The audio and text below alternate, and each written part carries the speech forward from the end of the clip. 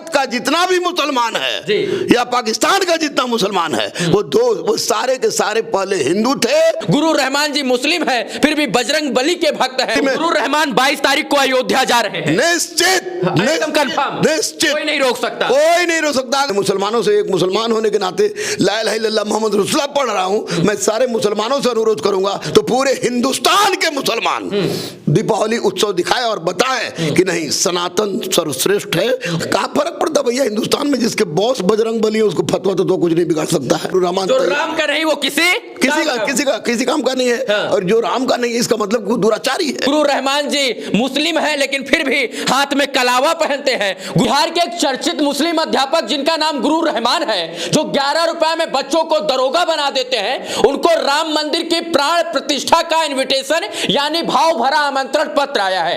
ये सर जो है, ये गुरु जी जो है, ये 22 तारीख को अयोध्या जाएंगे। ये मुस्लिम है फिर भी इनको राम मंदिर की तरफ से उस कार्यक्रम में यानी प्राण प्रतिष्ठा में बुलाया गया है। आप जाएंगे अयोध्या? बिल्कुल 100% जाएंगे, निश्चित रूप जाएंगे। और एक बात मैं बता दूं कि मैंने सपना में भी नहीं सोचा था। मैंने जो भी किया बनारस से लेके जहां तक मैंने जो भी किया राम मंदिर की स्थापना के लिए, तो वो उस आधार पर मैं बिल्कुल नहीं सोच रहा था कि मुझे किसी तरह का इन्विटेशन मिले। आप नहीं सोच रहे थे कि आपको इन्विटेशन आएगा? कदापि सपना में भी मैंने नहीं सोचा था। ऊपर से मुस्लिम इसलिए नहीं आएगा या फिर आएगा ही नहीं? मुस्लिम हिंदू की मैं बात नहीं करता। मैं भैया सनातनी हूँ, मुसलमान हो, सिख हो, हिंदू हो, ईसाई हो, यहूदी हो, वो सबसे पहले सनातनी है। और मैं आपको बताने में तनिक भी नहीं हिचकिचाऊंगा कि भारत का जितना भी मुसलमान है या पाकिस्तान का जितना मुसलमान है वो सारे के सारे पहले हिंदू थे, कन्वर्टेड है। मुझे कहने में तनिक भी किसी तरह का संदेह नहीं है, ना संदेह है, ना डर है, ना भय है, क्योंकि इतिहास का छात्र होने के नाते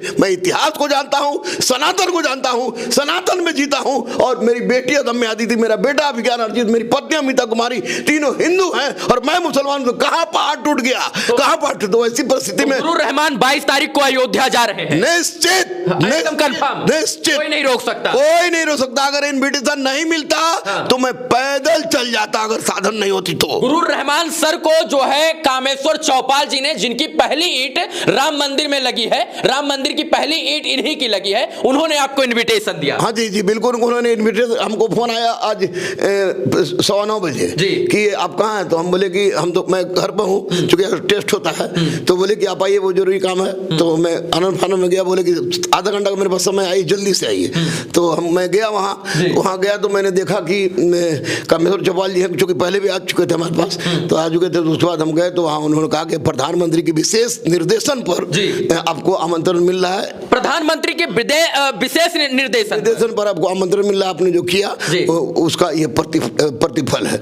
तो राम मंदिर बन रहा है, इस बात की खुशी है आपको? अरे भैया खुशी, प्राण प्रतिष्ठा हो रहा है, खुशी जबरदस्त जी, जबरदस्त। गुरु रहमान जी मुस्लिम है लेकिन फिर भी हाथ में कलावा पहनते हैं। गुरु रहमान सर जो है मुस्लिम है फिर भी जो है लॉकेट पहनते हैं बजरंग बली की। गुरु रहमान जी जो है मुस्लिम है फिर भी ये सनातन को मानते हैं। गुरु रहमान जी मुस्लिम है फिर भी बजरंग बली के भक्त हैं। और यही कारण है कि 22 तारीख को अयोध्या में जब हमारे प्रभु श्री राम आएंगे तो उसमें जो है सर का इन्विटेशन है, आमंत्रण है। और उस जब रामलला अपने मंदिर में विराजेंगे, 500 साल बाद भव्य मंदिर बनने जा रहा है, तो गुरु जी को जितना खुशी हो रही है उतना सारे सनातनियों को भी हो रही है। बिल्कुल बिल्कुल, मैं तो कह रहा हूं, बहुत सारे लोग विरोध कर रहे थे, बहुत सारे मुस्लिम लोग विरोध कर रहे थे कि वहां बाबरी थी, वहां मस्जिद था, वहां कुछ नहीं होना चाहिए था, वहां अस्पताल बनना चाहिए था, वहां मंदिर नहीं गिरजा घर बनना चाहिए था, वहां मस्जिद बनना चाहिए था।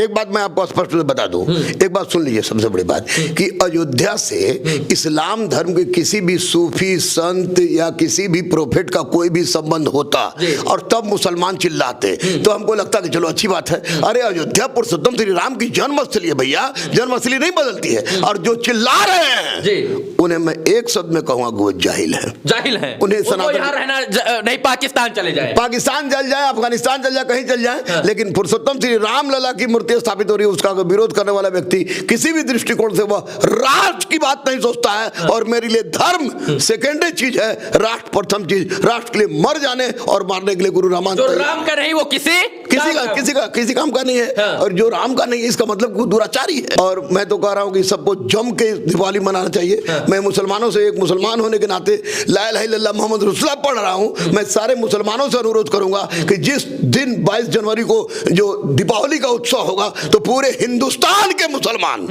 दीपावली उत्सव दिखाए और बताएं कि नहीं, सनातन सर्वश्रेष्ठ है। और जितनी भी शाखाएं निकली हैं, इस्लाम हो, यहूदी हो, सिख हो, ऐसे बोलने पर तो आपके ऊपर फतवा जारी हो गया। अरे 13 को ऑलरेडी पहले 13 को फतवा ऑलरेडी जारी है। क्या फर्क पड़ता भैया, हिंदुस्तान में जिसके बॉस बजरंग बली है उसको फतवा तो कुछ नहीं बिगाड़ सकता है।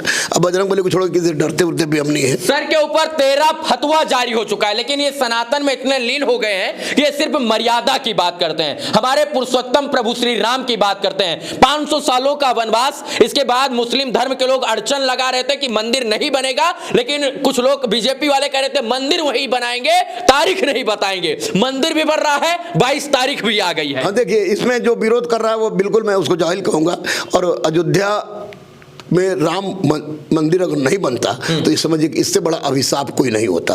और इसके लिए मैं माननीय नरेंद्र मोदी को कोटि कोटि बधाई दूंगा कि उन्होंने केवल कहा नहीं, करके दिखाया, चरितार्थ कर दिया। और इसी को कहते हैं पुरुषोत्तम श्री राम मर्यादा के युग का पुनरागमन। आप देखिएगा, अब रामलला की मूर्ति स्थापित हुई है, राम राज्य भी स्थापित होगी भारत में। ये गुरु काशी मथुरा सब। अरे भैया, जो सब कह रहे हैं अयोध्या झांकी है, काशी मथुरा बाकी है। देखिए, एक बात मैं स्पष्ट रूप से आपको बता दूं कि इस्लाम में, कुरान में, हदीस में, इजमा में, क्यास में, शरीयत में, तरीकत में कहीं भी ये बात नहीं लिखी हुई है कि किसी की इमारत को ढा के, धार्मिक ढांचा को ढा के अपना ढांचा बनाइए। तो मुसलमानों से मैं अनुरोध करूंगा कि भैया, एक काशी है जो ज्ञानवापी मस्जिद, तो इस नाम से ही पता चलता है कि ज्ञानवापी, ज्ञान मतलब ज्ञानवापी मतलब कुआं, और मियाँ में ये नाम नहीं होता है। तो ऑलरेडी स्पष्ट रूप से काशी विश्वनाथ मंदिर का पाठ है। लेकिन मुसलमानों को चाहिए कि अपने आगे बढ़ के ये दिखाएं कि नहीं, हम भारत के मिट्टी के ही हैं। और काशी मथुरा जहां भी हो, जो मुसलमान को बनाए, मस्जिद बनाने के लिए तो भैया रेलवे स्टेशन पर, रोड पर, नहर के किनारे नमाज पढ़ने की अनुमति है। जब यहाँ पर नमाज पढ़ने की अनुमति है तो फिर ये चीज खोदना कैसे कि अयोध्या में ही पढ़ेंगे, काशी में ही पढ़ेंगे, मथुरा में ही पढ़ेंगे? अरे पढ़ ले भैया, जहां पढ़ना है पढ़ो, कोई रोक रहा है? हम तो पढ़ लेते हैं रेलवे स्टेशनों पर, गमछा बिछा के पढ़ लेते हैं, तो क्या फर्क पड़ता है? बहुत इवन कि इस्लाम में अनुमति के जूता पहन के भी आप पढ़ सकते हैं, कहीं पढ़ लीजिए। रेल चल रहा है उसमें पढ़ लीजिए, कोई नहीं बोलता है, कोई हिंदू नहीं कहता कि आज तुम नहीं लग रहा है इतना सब खुलकर बोल रहे हैं, जूता पहन के मंदिर, मस्जिद, नहर और रोड और फुटपाथ पर पढ़ लीजिए। भैया, मैं जब सच बोलूंगा तो डरूंगा क्यों? अगर मैं पुरुषोत्तम श्री राम के मंदिर से इतना खुश हूं तो उन्होंने यही ना सिखाया है, जहां सत्य है वही सब कुछ है। गुरु रहमान सर को इनविटेशन आया, आमंत्रण आया है, और गुरु रहमान खुश हैं। इसलिए खुश है कि ये मुस्लिम है, फिर भी इनको इनविटेशन आया है, क्योंकि इन्होंने भी बहुत सारी लड़ाई लड़ी है, बहुत सारा आवाज उठाया है, बहुत सारा इन्होंने भी आंदोलन किया। और आज आंदोलन का परिणाम ये है कि आज 22 तारीख को रामलला का वनवास कट रहा है और मर्यादा पुरुषोत्तम भगवान श्री राम अपने गृह यानी अपने घर अयोध्या वापसी कर रहे हैं।